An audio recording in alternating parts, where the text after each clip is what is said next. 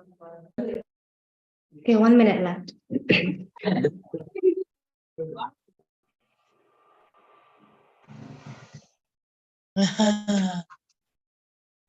Ini masih bisa.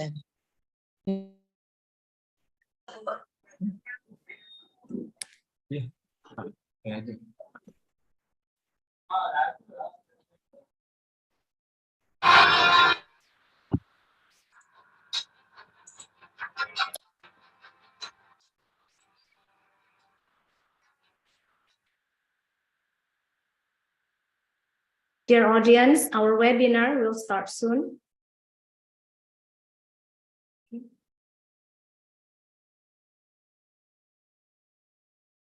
Okay. Sorry.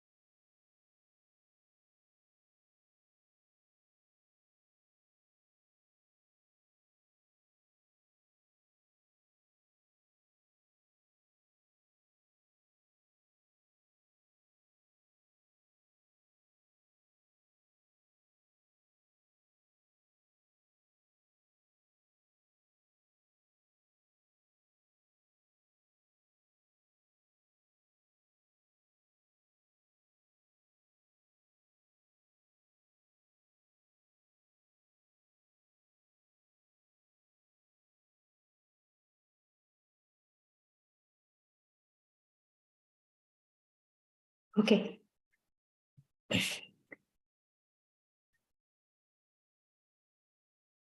Dear respected guests, panelists, and audiences, good afternoon. Good afternoon for Jakarta time and Melbourne time.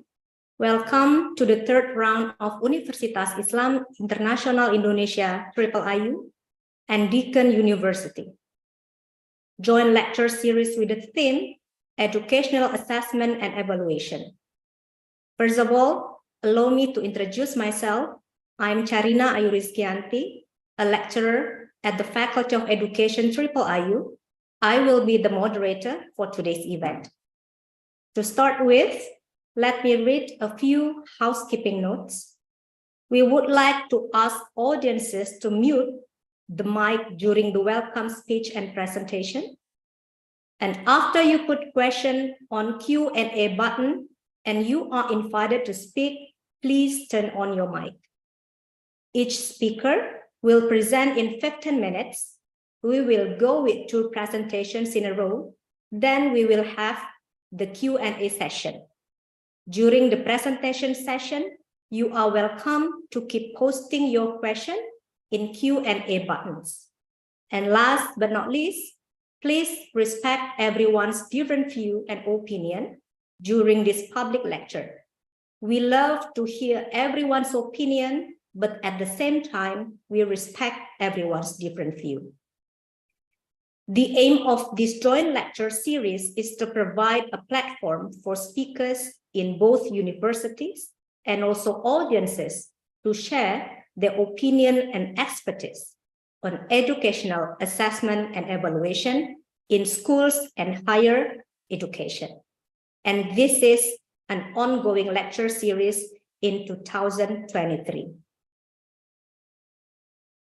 To start the program, we will have welcome speech from Deakin University's representative. For the welcome speech, we would like to invite the Pro-Vice Chancellor and Vice President International from Deakin University, Mr. John Moloney. To Mr. John Moloney, the screen is yours. Thank you very much, Charyna, and thank you, everybody. It's an absolute pleasure for me to be here today. And I want to recognise our own Deakin professors, Bonnie Lim and Wanti Wajaja, who have been instrumental in bringing Deakin together with the Indonesia International Islamic University for this webinar.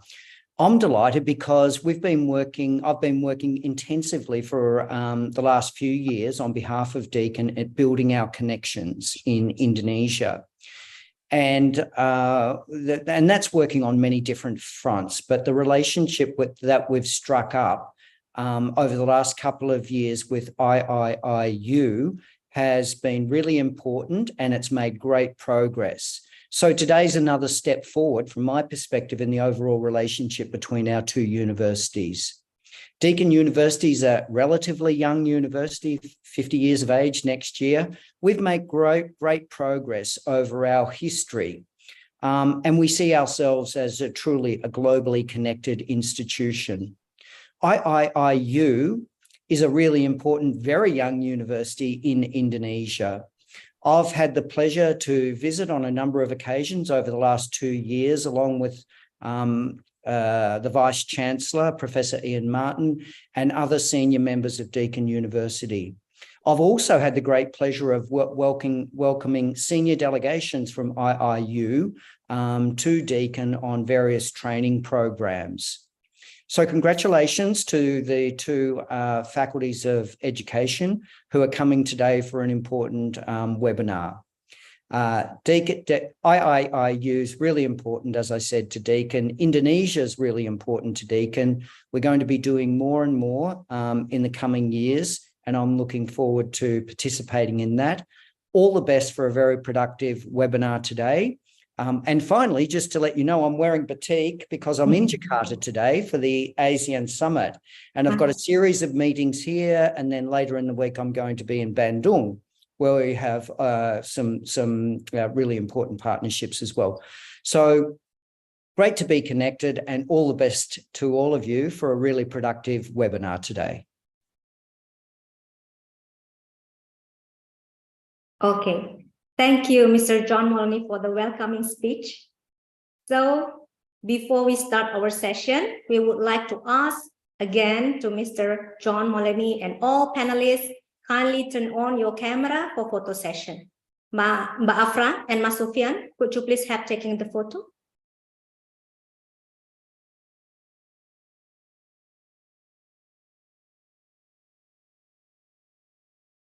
Please say 1, 2, 3.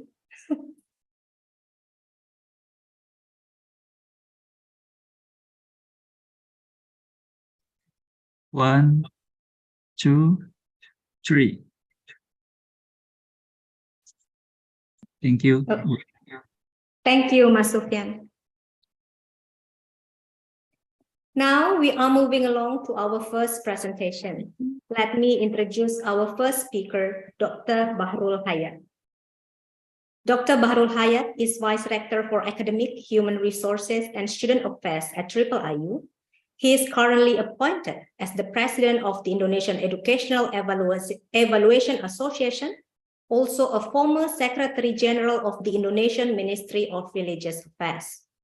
He is also assigned of the Senior Education Advisor on the Innovation for Indonesia School Children Program, advisor in building a partnership between the governments of Australia and Indonesia, and as an International Islamic Education Advisor on the Pathway Program in the Philippines. His research focuses on the rush measurement model, statistical method analysis and educational, and psychological assessment. Dr. Bahrul Hayat today will give his lecture on non-cognitive assessment in education. To Dr. Bahrul Hayat, the screen is yours.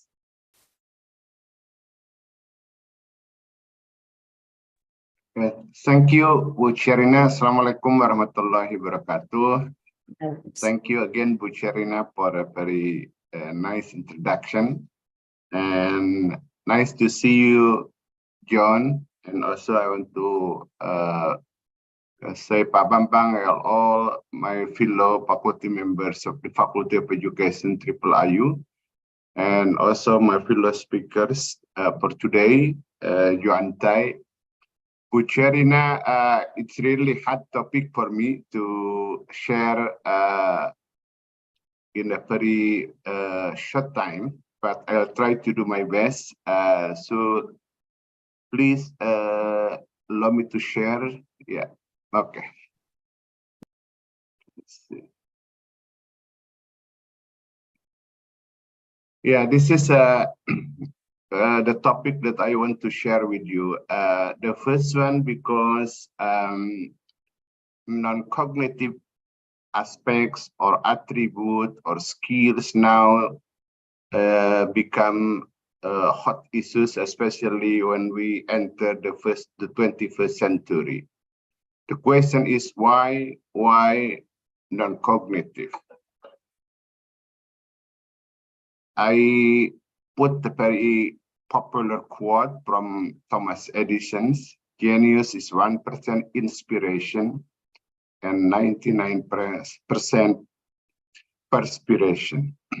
Parallel with this is also a popular quote from Einstein, where all people in the world always think him as the most intelligent people in the world, especially in the 20th century. But he said that I have no special talent. I'm only passionately curious. So what I want to say is the word curious or the word perspiration, it is something that probably sometimes we neglect during our education system.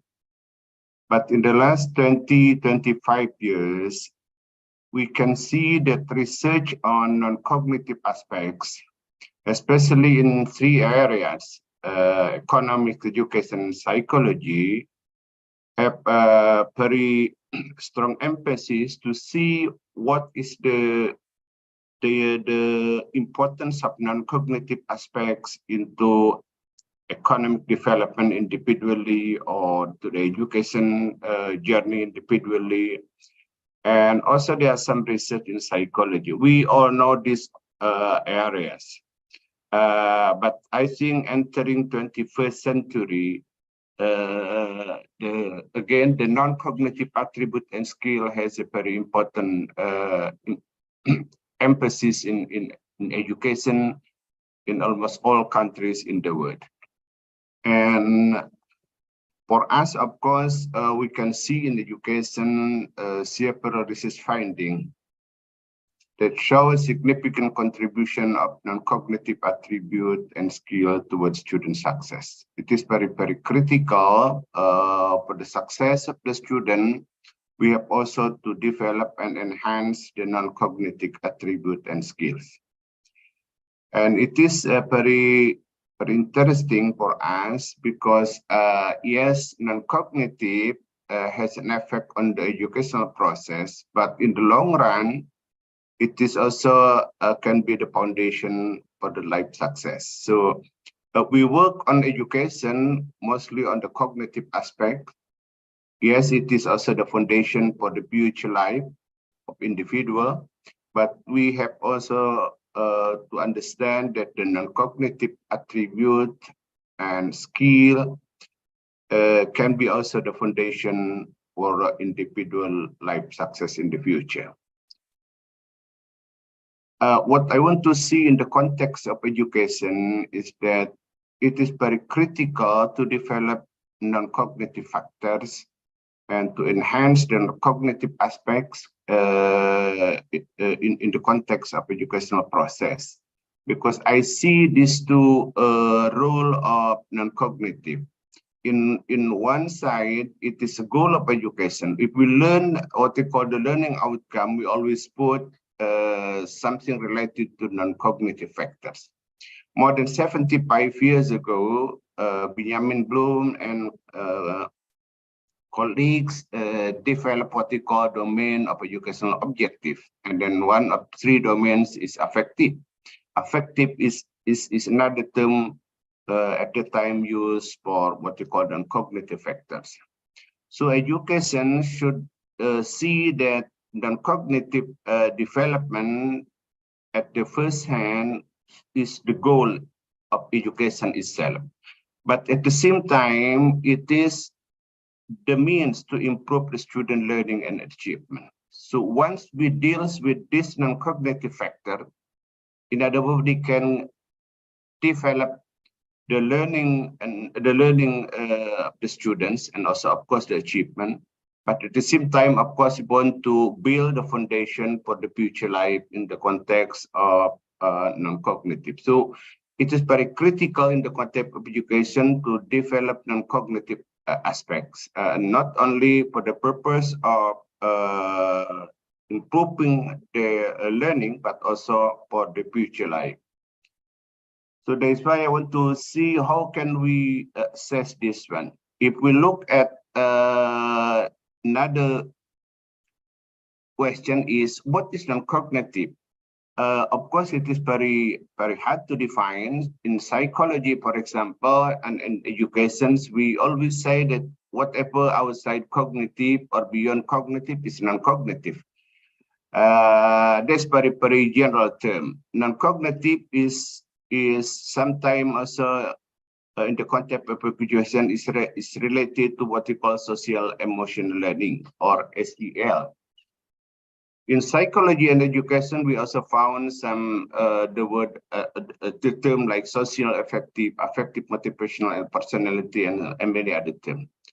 But in general, what I want to say non-cognitive is what Agent Price said. It is related to attitude, behavior, skill, and strategy that powerfully affect student academic performance, but not part of the component of core content area knowledge and skills. So it's like we don't teach this as a content in education, but will affect very powerfully the student academic performance. So again, in the context of education, we have to see that non-cognitive can encompass attitude, behavior, skill, and strategies. If we look at some of the literature, scientists and researchers in the context of non-cognitive construct, especially in the context of education, unlimited numbers of construct related to non-cognitive. Psychologists probably can add every month the new concept of non-cognitive. But I think again, it is not easy for us as a teacher, for example, how we define what we need to assess in the context or to develop in the context of education. There are some experts who try to classify the non-cognitive construct, for example, Patrick Kilonens. He said that this is the 4 bigger area of classification for non-cognitive: attitude, affective, performance, and learning. You can see also the alternative, for example, from Lipnevik, attitude and belief under one heading, and then personality, emotional quality, and habit. But whatever the classification, the context of non-cognitive again very unlimited number of construct. So teachers, of course, it is hard to define what they need. But I think it depends on the level of education, also what we want to assess and develop in the context of cognitive attribute or skill for the students.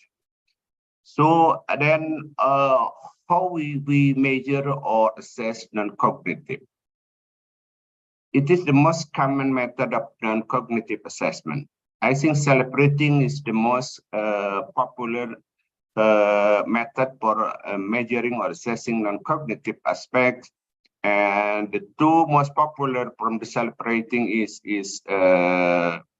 of course semantic differential from a good, or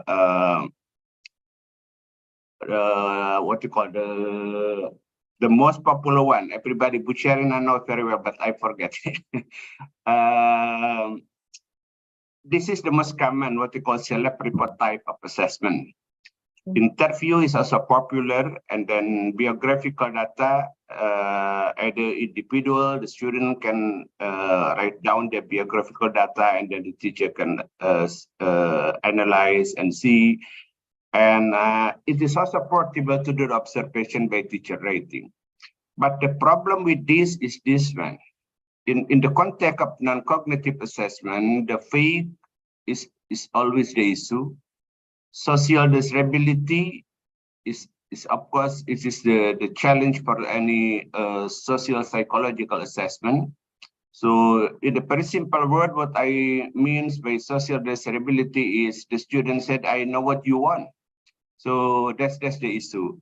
And then subjectivity, if we use the observation method by teachers, subjectivity become the critical point. And then assessment time, of course, it is not easy to collect non-cognitive assessment outside, especially because we are focusing on the cognitive assessment. So sometimes we don't have the assessment time for this one. High stick, sometimes we think that what you want to know about me. It's like we interrogating the students, and then the instrument is not easy to develop. So this is the issue that I want to share this afternoon. How we handle these issues of non-cognitive assessment in education.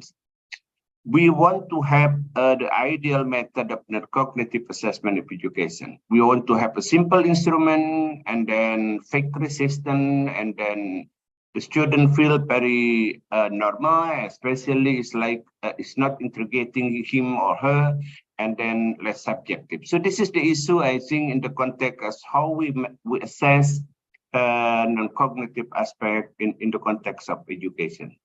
So my proposal for you to discuss is about this one.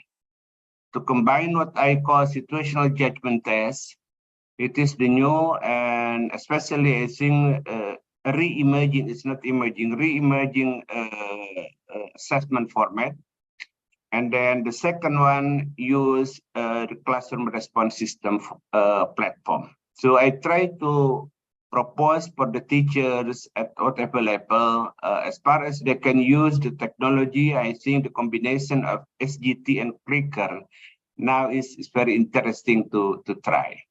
What is situational judgment test? I think if not all, most of the participant knows that situational judgment test is a psychological test that present the individual or the student with realistic or hypothetical scenario and ask the student to identify the most appropriate response. So we give the scenario and then the students ask to choose. The scenario, whatever the problem, either it is related to ethical dilemma or to any social relationship issues. So this can cover many things. SGT in the context of assessment is good because it is a platform that gives the student a clear view of what they have in their mind and heart, innate values, views, or trait, whatever. And now SGT can be in multiple choice format. It is the most common one, but we can also ask the student to provide a response to a certain situation. It is a constructed response or ratings. Just provide the choices and then they will rate. Not the best, but we can rate probably what is the best, the second best, and what is the worst. Scenario is given and the students asked to choose what is the best or the worst response to that situation. Usually we have one scenario for several questions, but we can also have one scenario for one question.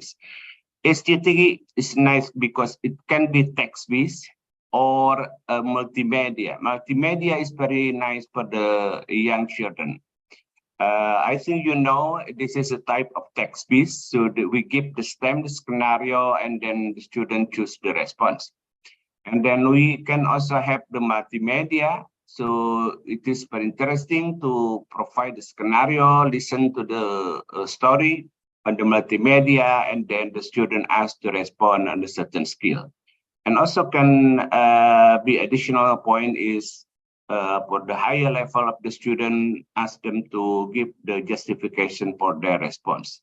So this is very interesting, I think, for them using the realistic scenario, and then the student can respond and choose what is the best solution. The second one, SGT will be interesting to be combined with the classroom response system or educators said clicker. Clicker now is very popular, a computer application that facilitates teaching learning activities to enhance communication and student engagement.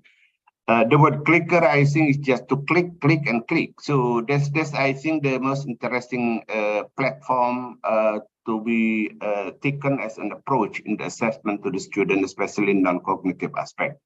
So a good thing about clicker is they provide low-stake assessment. There is no pressure of the exam, and then the process is more informal. The assessment is more informal, and can reduce the assessment time. Again, the problem is sometimes the time, and the result can be immediately known using non-referent interpretation. So I think this good progress, especially after pandemic. Clicker is very popular, and we can use clicker also to monitor the student, to see the interaction among students. So if you see some of the assessment now, they use the word click assessment. Just click 6 times, then you will get the result of the assessment. For example, it is in the medical assessment. MPEG now is very popular. So now I think it's the time for the teachers in what available, as far as they have the platform, to combine the clickers and the SGT. That's the idea, Bu Charyna, what I want to share, and then hopefully some teacher can try and develop the combination of SGT in the platform of what you call clickers to assess the non-cognitive aspects. Back to you, Bu Charyna. Hopefully that I didn't exceed the time. Thank you, Bu Charyna. Thank you so much, Pak Bahrul. Very insightful lecture, talking about clickers and also SGT. I'm sure all the audiences would like to raise the questions after this. But now we are moving along to the second presentations. Now let me introduce our second speaker, Dr. Joanna is a senior research fellow at the Center for Research in Assessment and Digital Learning, CREDL, at Deakin University. She is also a senior fellow of the Higher Education Academy and the member of the Australian and New Zealand Association for Health Professions Education, the Higher Education Research and Development Society of Australasia, and the European Association for Research on Learning and Instruction. She has a background in medicine and health professions education. Her research in assessment focuses on inclusion and diversity, feedback literacies, developing evaluative judgment, and student experiences across the university and workplace. Very interesting. Dr. Joanna will give her lecture on inclusive assessment in higher education, current practice, and future opportunities. To Dr. Joanna, the screen is yours. Thank you, and thank you for the introduction, and to colleagues at Deakin and UIII for inviting me to be here today. I will share my screen. Hopefully, yes, it is up. So first, I would like to acknowledge country. I'm giving this presentation from the lands of the Wurundjeri people of the Kulin Nation, and I pay my respects to the elders past, present, and emerging, and acknowledge that education and learning has happened here for a very long time, and I hope we are continuing today. So it was very interesting. Thank you for the first lecture. It's very interesting to think that both of our talks will be on assessment, but from very different perspectives, and it's really nice to think about these things differently. So today I will be providing an overview of the Australian context for inclusive assessment within higher education. I'll provide a brief a definition of inclusive assessment, and then talk about some of the research that I have done within this space, mainly focusing on student experiences, but also how assessment design can be improved, and the challenges with that, and where we might be going in the future. So firstly, to talk about Australia. We collect a lot of data here around some of the categories in which students might fall into when they enter higher education. And we can see that student numbers are increasing overall in this graph on the left, but also that certain groups of diverse students are also increasing proportionately. So students from a non-English speaking background, women in non-traditional areas, so science, students from low socioeconomic backgrounds, students in remote or regional areas, students with disability, Indigenous students. So overall, across higher education in Australia, we are experiencing, even if the proportions might still be similar as we see all the numbers increase, we are seeing more and more people who come to us who are diverse. And beyond the categories of demographics that the federal government really collects, we can also think about student diversity in terms of a broader range of background characteristics around culture, ethnicity. We can also think about how students have different learning goals and interests, and think about also where students might be going beyond university, what they would like to do with their education and where they are moving to once they finish studying. And so this what happens on completion is really important. So even though we see student numbers have increased, the same completion rates are being seen across the different groups of students. So in this graph, we see the total number of domestic students, and we can see also the proportion relative to that total rate of completion, that students from a variety of different backgrounds, so low socioeconomic, remote regional areas, Indigenous students, and also external students, so those who are studying at a distance, so not on campus, they all don't have the same completion rates, even when we are looking at part-time completion after 9 years. And we suggest that assessment has a great deal to play within this idea of completing university. If you don't successfully pass assessments, you cannot graduate. And so then we must think about how assessment functions for students from diverse backgrounds or with diverse characteristics. And this comes to the idea about trying to design assessments in higher education for inclusion, so including all diverse students. And this work started off from thinking about students with disability. So in Australia, the legislation says that for students with disability, we have to provide appropriate adjustments or accommodations such that students with disability can participate in higher education, same as other students.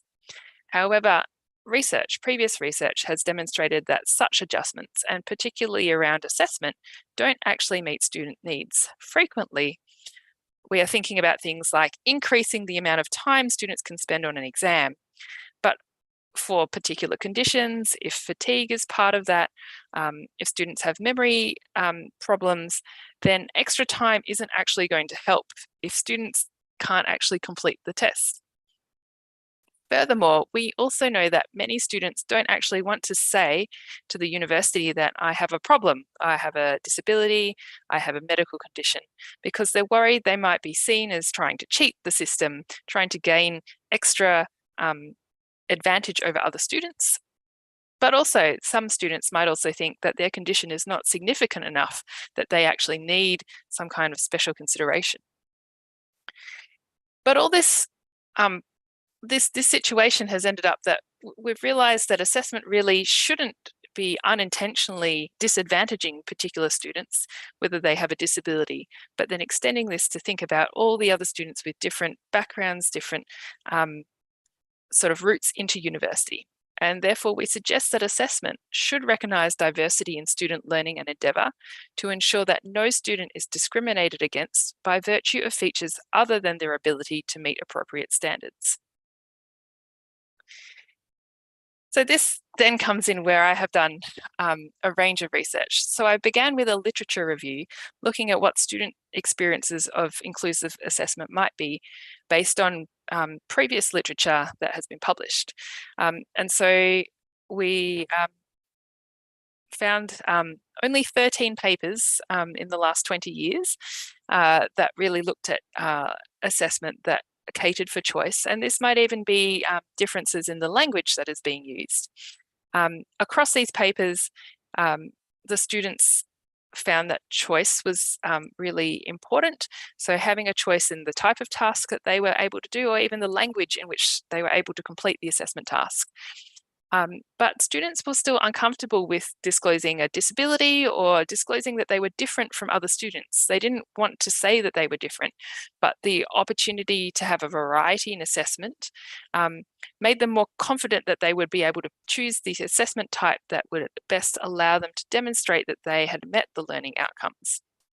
And it improved their confidence and reduced their anxiety. Of course, a lot of these studies were just talking about student experiences rather than did it actually change what outcomes student had on the assessment. There was only one student that looked at study that looked at outcomes by Geraldine O'Neill and colleagues, and her study found that there was actually no impact of having two different types of assessment on students' marks, and in fact, students performed better when they ran this assessment with different options as compared to previous cohorts who had done just the one type of assessment, and also in comparison to the university average performance. So there is some evidence out there that changing assessment to be more inclusive is important and can at least not harm students' outcomes. But then I realized that actually we needed to look more carefully at, well, what is it about assessments that actually contribute to students' perceptions of being included in that, that they felt that they were able to participate in assessment successfully. And so I did this study with 40 students with disabilities across 2 institutions. And what we found in this study, when we asked them, what were your experience of exams? What actually makes you feel like you belong at university and that you can achieve what you want to achieve out of assessment? And students said positive relationships with faculty and support staff were really important, that technology was mostly helpful for them, and this was especially during COVID when a lot of assessment had to take place remotely, so students were sitting at home and doing the assessment online. However, sometimes it made it worse. So when they weren't able to have a good internet connection or the speed wasn't high enough, that was problematic. And some students mentioned that they used a screen reader or other assistive technology, and that did not work properly with all the exam platforms. So they were actually significantly impacted by the way that we conducted exams online. In comparison to their previous experiences before COVID, some students with physical disabilities and medical conditions said that, well, actually, doing assessment online was really helpful because they didn't have to worry about traveling to a different exam space, finding the special room that was set aside for them, and that they didn't actually have to worry so much about timing because a lot of the tasks that they were asked to do had the option of selecting their exam window within a broader time frame. So they had 24 hours to complete the task, and they could select the 3 hours that best suited their condition. For example, if they had medication that made them more tired in the morning. They also pointed out with task requirements that some of them were less or more good for particular conditions. So for students who had a fatigue component in their medical condition, or they had learning differences, that things like being asked to recall a whole lot of things by memory was difficult for them, and they would much prefer to do a task which required them to apply the knowledge in a way that was more related to the way that they would actually do something outside of exam conditions. We also wanted to find out then what could be improved about assessments. And we did another study, in this case, focus groups with diverse students. So we had about 60 students participate in small group discussions. And we asked them, what are the things that, how could we design assessment better? And in this paper, we share the findings, and the students suggest that assessment should contain clear and consistent instructions and criteria, because they found that across the different locations for information about the assessment, whether it be in the assessment, the unit guide, or the assessment instructions. Sometimes there were differences in the interpretation of what they were meant to do. That assessment should focus and reflect capabilities that were relevant to their future work situations. So for instance, they saw that an assessment that they could directly sort of take the learning from and apply to a situation beyond the university was very helpful for them because they could see the purpose and it was therefore meaningful. They pointed out that due dates and times should support all students to complete the tasks because some of them had carer or work responsibilities or were otherwise perhaps had medical appointment. And so when setting dates and times, say if they were also working, then a 3 p.m. on a Thursday meant that they were at work and they didn't have as much time to complete the assessment if they wanted to submit it before the due date. They also pointed out that opportunities for formative feedback were really important, especially for students who came from different backgrounds, who hadn't had so much experience of university level study before, who didn't know exactly how a task should be completed, and there was not enough information where everybody else was assumed to know exactly what that task should look like. They also pointed out that broader access to resources, and this was particularly for students from low socioeconomic backgrounds or other situations, say they were living away from home and had less access to funds because they were working to support themselves, how they could get to the library, how they could afford textbooks, how they could attend placements, because all of these things ultimately impact on how students can actually complete assessment tasks. So then after that, we wanted to look at what could we actually do about assessment design. And we ran some workshops here at Deakin with colleagues across all faculties to explore what could be done and what other challenges still remained. So firstly, from this work, we realized that actually finding things to improve is relatively easy, and our students are actually really good at pointing out the simple changes that could make things a lot better. And but changing assessment is still a significant challenge due to a range of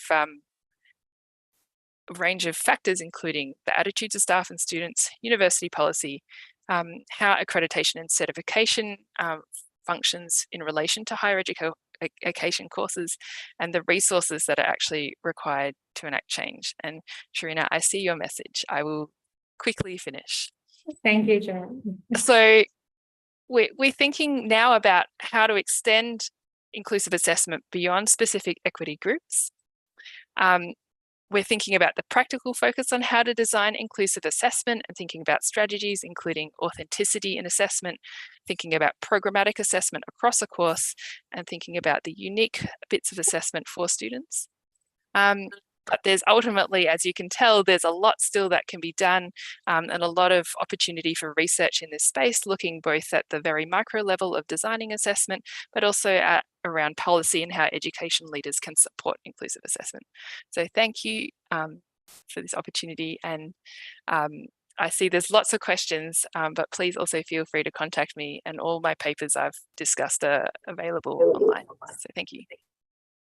Thank you, Dr. Joanna. Very insightful, talking about inclusivity, children with disability, and also the assessment.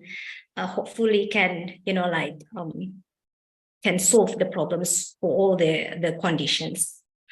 All right, now we come into the question and answer session.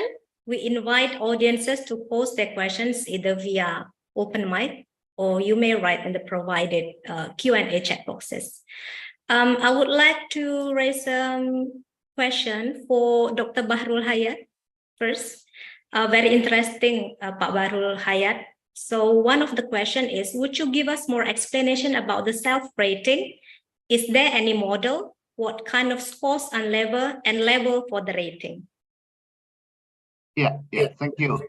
Charyna, I think now I remember the two most popular the rating skill is Likert skill and Osgood semantic differential. There's another very good psychometrically is, of course, the one what you call the Gatman scale or Thurston scale, but it is more for the psychometrization. So you know all, I think, about the Likert scale and semantic differential. It is very simple. Just put the statement and then ask the student to react to the statement. But the problem is, again, social desirability is there, and how you define the verbal statement to make sure that it covers the whole range of the possible what you call dimension of the construct. That's just the issues, I think. So SGT comes with quite different approach. Rather than react to the statement, is you have to choose what is the best solution to a certain scenario. So in other words, they push you to choose, but not by reacting to a certain statement. Is reacting to a situation. What you want to do?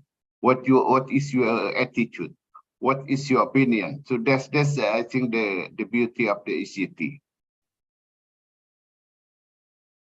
Okay. Yes, thank you so much, Pak Bahrul, for the answer. So I would like to raise a question for Dr. Joanna. A lot of questions also for you.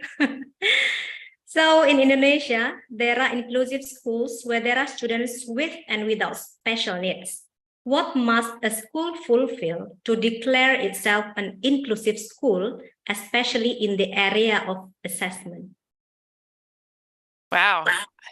I think that's a very interesting question.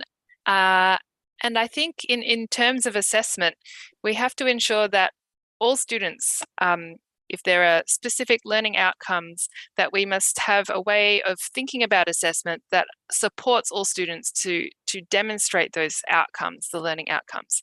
And so I noticed another question around validity. And I think we need to think about assessment slightly differently. If the assessment can't ensure that all students can demonstrate capability, then is the assessment actually valid? Because if it just stops, I mean, a very extreme example might be if we have a written test and there's no translation for students who cannot see, and they can't see the written test, they might still be able to do all of the things that the test requires them. But if they're prevented from doing so because it's a written test and they can't see it, then that assessment is not really valid. We need to find, well, in that case, it's pretty obvious that there could be a translation, but we need to identify a way of assessing those students that actually works with the capabilities that they have. Insightful. Thank you, Dr. Joanna. Dr. Bahrul, one of the questions asking about the notion of outcome-based education, or OBE system. So the system being implemented in Indonesia's higher education, how do you think universities can implement an effective assurance of learning, in particular for non-cognitive learning outcomes? Because many of the stated graduate attributes are non-cognitive or soft skills. Yeah, thank you, Bu Charyna. I read the question from Budia, my colleague from BINUS. So thank you, Budia. You know the answers. Of course, outcome-based educations. The first one, I always want to emphasize that the word outcome-based educations, the word outcome should be the beginning of anything. And the outcome is another term we use for competencies, for learning objective, or whatever the terms. So in the last 70 years, we changed the term objective, instructional objective, and then competency, and then we use a learning outcome. The way we see is from the outcome first, and then we come what is the process, and then what is the input. What are the input? That's the notion. But yes, I agree how to to make sure that we can implement, and how to make sure that we have achieved the non-cognitive aspect or soft skills. At the university level, I think the supervisor will be the key person who can monitor formally and informally. We can also push the student if we see that there's some certain between quote weak aspect of the soft skill or non-cognitive skill.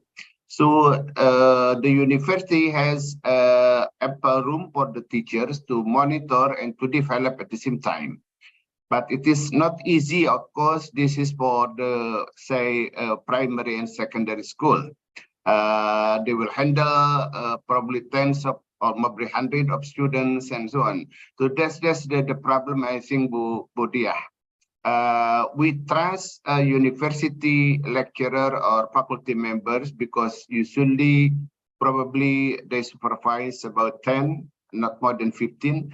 So, but for the primary and secondary school teacher, it is hard to do the personal monitoring through this one and develop during the process of education. So I think that's just the issue. But again, we have to specify what are the cognitive aspects we want to develop for what level. I think that's just a critical one. We put in the context of Indonesia, Bu Dia, we put almost the same soft skill and non-cognitive aspect from primary school up to the doctoral students probably. So that's the problem. We have to specify and make sure that we can train and educate during the learning process to make sure that the student can achieve this learning outcome in the context of non-cognitive. Thank you, Bu Charyna. Yes, thank you, Dr. Bahrul. Yeah, trying to ensure that our students achieve the, the capaian pembelajaran, the learning outcome. Yes, I do agree with that. Dr. Joanna, another question for you. In Indonesia, the Ministry of Education instructs every school to accept students with disabilities. The obstacle lies in regular school curriculum, and teachers are not ready to provide services to students with special needs. Please advise and what steps can subject teachers take? So this is our issues actually. Thank you. Yeah, thank you.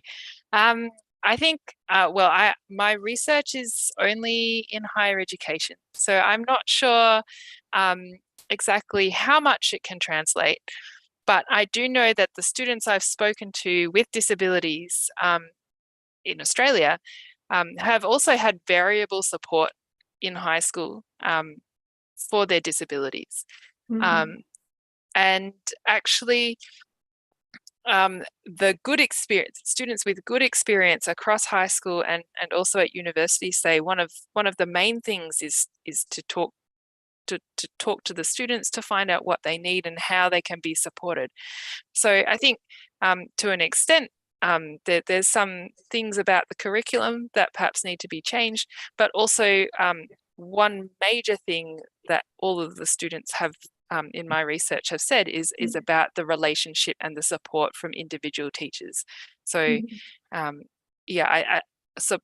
asking students what they need and trying to negotiate, because students often know a lot about how to manage their own learning and what they're capable of. So don't assume what a student might need or doesn't need. Make sure to have the conversation individually, I think. Yeah, thank you, Joanna. Dr. Bahrul, another question about SGT.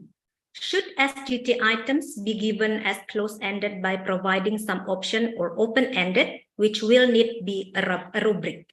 In the form of open-ended, do you have the sample rubric of this type of assessment?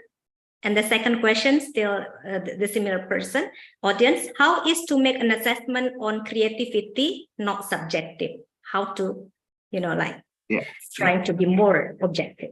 Thank you. Yes, SGT can be developed in the format of closed or open-ended. The closed type of question, of course, they just choose between quote the solution from the most effective to the least effective. But we can also ask them to provide what is the best solution according to their judgment. So that's the more open type of SGT. And a good thing, both open and a closed type of question, we can also ask the second level of question to keep the reasoning behind the choices. I think that's the beauty of the SGT. So we can see the values behind the answer to the questions. Then we can analyze whether they have something related to the values or in it what you call belief or whatever.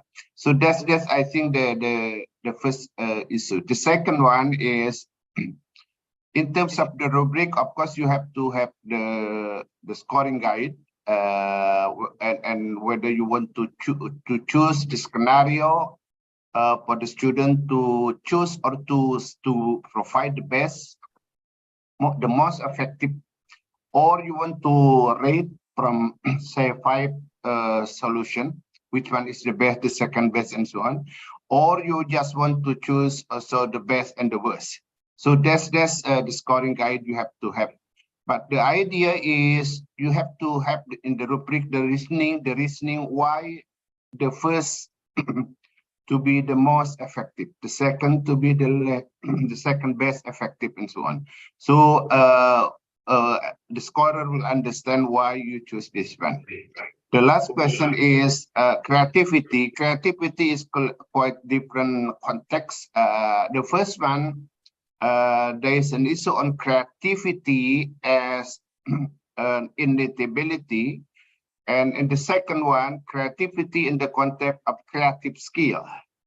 When you say or talk about skill, that it is trainable.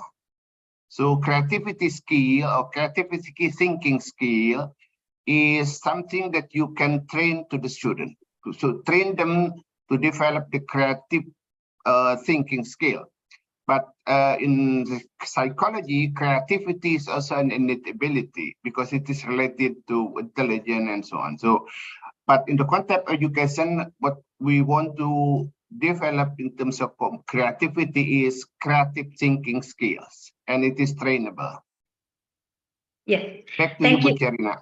Yeah, thank you, Dr. Bahrul. Very comprehensive. The last question to Dr. Joanna.